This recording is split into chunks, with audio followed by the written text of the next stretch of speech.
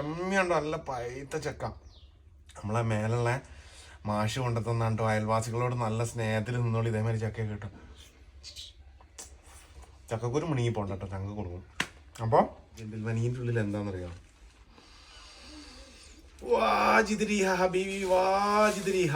റീഹ എന്ന് പറഞ്ഞിട്ടുണ്ടെങ്കിൽ മണം കൊണ്ട് നോക്കുക. നല്ല സൂപ്പർ ചക്ക, അതും പൈത്ത ചക്ക. പൈത്ത ചക്ക എന്ന് പറഞ്ഞാൽ എൻ്റെ അമ്മച്ചിക്കൊരു ജീവനാണ്, അതിലേറെ ജീവനാണ്. ഞമ്മക്കിതപ്പോൾ എങ്ങനെ വെട്ടാന്ന്, ഇങ്ങനെ അങ്ങോട്ട് വെട്ടി അങ്ങോട്ട് പൊളിക്കണം. ഇങ്ങോട്ട് പൊളിക്കണം. ഇങ്ങനെ എടുത്തിട്ട് ഇങ്ങനെ പൊളിക്കണം. എന്നിട്ട് നമ്മൾ ഇങ്ങനെ എടുത്തിട്ട് ഇങ്ങനെ പൊളിക്കണം. എന്നിട്ട് ഇത് ഇങ്ങനെ എടുത്തിട്ട് എങ്ങനെയാണ് ഞാൻ കാണിച്ചത്? എന്നിട്ട് ഇതാണെങ്കിൽ ഒരു തീട്ടം വെട്ടിയാൽ മുറിയാത്തൊരു കത്തിയാണ്. ഇങ്ങനെയാണ് ഗൈസ്.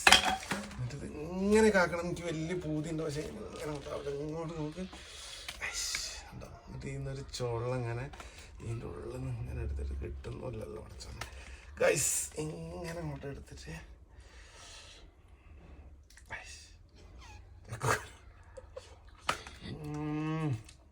നമുക്ക് എമ്മയുണ്ടോ നല്ല പൈത്ത ചക്ക. നമ്മളെ മേലുള്ള മാഷ് കൊണ്ടെത്തന്നാട്ടോ. അയൽവാസികളോട് നല്ല സ്നേഹത്തിൽ നിന്നോളൂ. ഇതേമാതിരി ചക്ക കിട്ടും. ചക്കക്കുരു മുണങ്ങി പോണ്ടോ, ചങ്ക കൊടുക്കും. അപ്പോൾ ഹാപ്പി ആയിട്ടിരിക്കുക, സന്തോഷമായിട്ടിരിക്കാം. അയൽവാസികളോടൊക്കെ നല്ല സ്നേഹത്തിലിരിക്കുക, ഹാപ്പി ആയിട്ടിരിക്കാം. പിന്നെ ഇങ്ങോട്ട് നോക്ക്,